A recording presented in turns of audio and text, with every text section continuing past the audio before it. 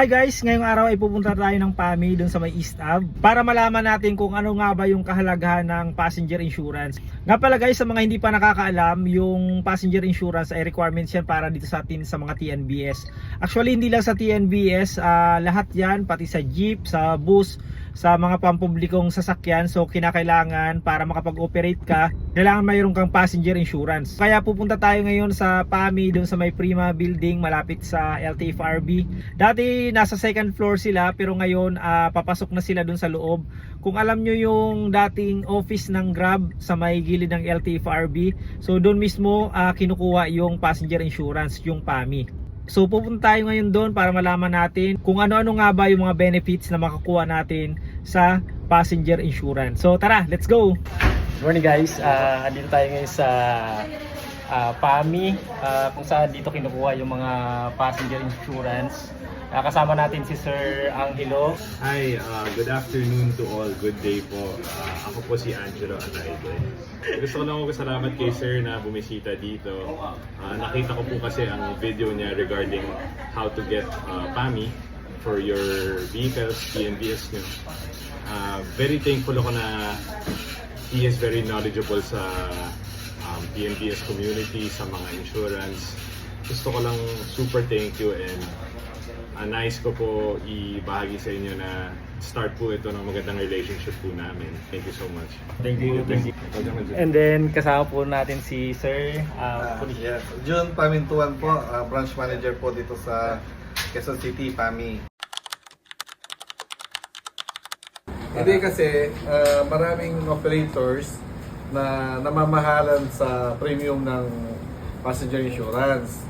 So, kung tutusin lang sir, ma'am, kung kukomputin po natin sa per day, in one year, we have 365 days in 1 year. So sabihin natin, tumatakbo na lang tayo ng 320 days in a 1 year, di ba? Kung kukomputin po natin sa 2,639, i-divide lang po natin sabihin natin 320 days na lang. So, mag-add lang tayo ng 8 pesos a day. Mag-iipon lang tayo ng 8 pesos a day, mapupunan na natin yung 2,639 na whole year. I-random na natin ng 10 pesos a day. I-random na natin 10 pesos a day para buo natin yung premium in 1 year, na which is 2,639. Once na nagkaroon tayo ng aksidente sa kalsada, unang-una sabihin natin may namatay. Hindi naman natin sinasabing o hindi natin pinapanalangin na may mamatay. Ang each cover po niya is per head is 400,000 na. What is 10 pesos for 400,000 in a one person? Sabihin natin yung 5. Hindi natin masasabi kung ano yung aksidente mangyayari, di ba po? Yung 5 worth 2 million. Di ba po? Sabihin natin 2 million, meron ka aksidente ka, 2 million, pero binayaran mong premium sa isang araw, 10 piso lang. Once po bumili po kayo ng insurance sa amin, 1 taon tayo mag-un, sabi nga nila. 1 taon tayo mag-un, 1 taon tayo magkarelasyon. In case po nagkaroon kayo ng aksidente, puntahan nyo ako, puntahan nyo sino din sa PAMI, assist po namin kayo sa claims. Halimbawa na po sa medical reimbursement. Nagkaroon tayo ng aksidente na hindi na sinasadya, binangga kayo or bumangga kayo sa accident or nauntog, nabiglang problema, nauntog, lahat po yan covered. Unang-una po kasi dyan, para makapag-reimburse tayo is yung mga resibo original dapat kumpleto, hindi pwede Xerox. Kasi po hindi tayo pwede mag-double indemnity kasi yung iba alam natin may mga SSS, may mga PhilHealth, may mga etc. So hindi po tayo pwede mag-double indemnity. Kaya kailangan po natin talaga is yung original. Kung na-claim nyo na po sa PhilHealth, SSS, hindi mo natin pwede i-claim sa isang insurance pa. So yun po yung ano. Ang coverage naman po ng medical reimbursement natin is maabot po tayo ng 100,000 per head. What is 10 pesos po 100,000, di ba po?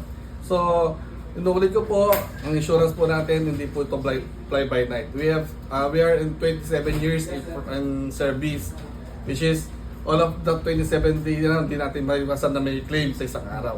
So, lalo sa probinsya namin, almost everyday nagkakaroon ng claim. So, kung sino man po yung gusto mag-inquire o gusto linawin regarding sa insurance, pwede po tayong pumunta dito. Tulad ni Sir, nandito po siya para linawagin kung ano yung coverage ni PAMI.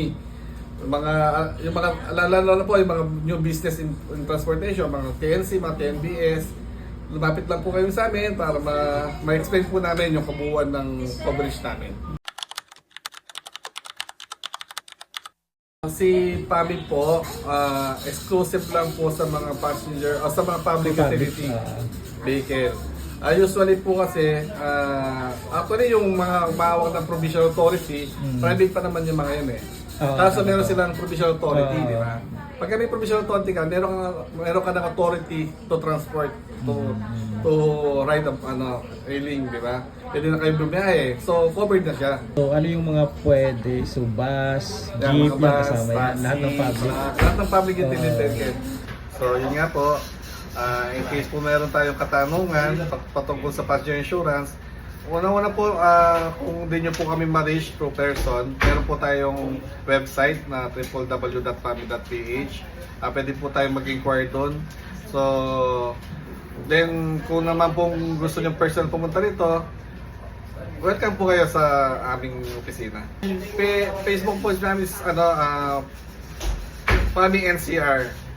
Tsaka sa Regalado meron din kami. Actually, nationwide kami. Nationwide yung PAMI. From Region Car to 13. Meron tayong mga branches po dyan. Kung saan lugar man kayo nandun, pwede po kayong mag-inquire sa kanya-kanyang branch. And yun na nga guys, nalaman natin na mahalaga talaga pala yung passenger insurance. Dahil nga malaki yung benefits na makukuha natin dito in case na magkaroon tayo ng aksidente sa ating pagbibiyahe. And yun na nga, nalaman natin na abot pala sa 400,000 ang makukuha natin per passenger. So in case na nagkaroon ng aksidente and namatay yung passenger, hindi lang yung passenger kasama yung driver ha. Kung sedan yung sasakyan mo, 5 yung insured, not tig po 400,000. And kung 7-seaters naman yung sasakyan mo, 7 tao din yung insured para dun sa tig 400,000 in case na namatay yung iyong mga pasahero. And pagdating naman sa medical expenses, up to 100,000 pesos na assistance para sa medical expenses in case na balian ka, in case na hospital ka. Yan ang pwede nating makuha sa passenger insurance in case na magkaroon ng aksidente yung ating sasakyan sa pagmamaneho natin dito sa TNBS. Actually kahit nga hindi tayo nagmamaneho or kahit nga nakaparada lang yung sasakyan natin in case na binangga tayo and na hospital ang mga sakay ng sasakyan, ay pwede tayo mag-claim ng insurance dito nga sa PAMI. So yun lang guys, sa mga katanungan pa, pwede kayo mag-comment dito sa video natin and pwede rin kayo mag-message sa Facebook page ng PAMI. And kung malapit lang kayo sa may Prima Building, doon sa may LTFRB, sa may East Ab, pwede nyo rin bisitahin sila and makapag-inquire kayo kung ano yung mga requirements para naman sa pag-claim ng passenger insurance. So yun lang guys, maraming salamat. Sana nakatulong sa inyo yung video natin.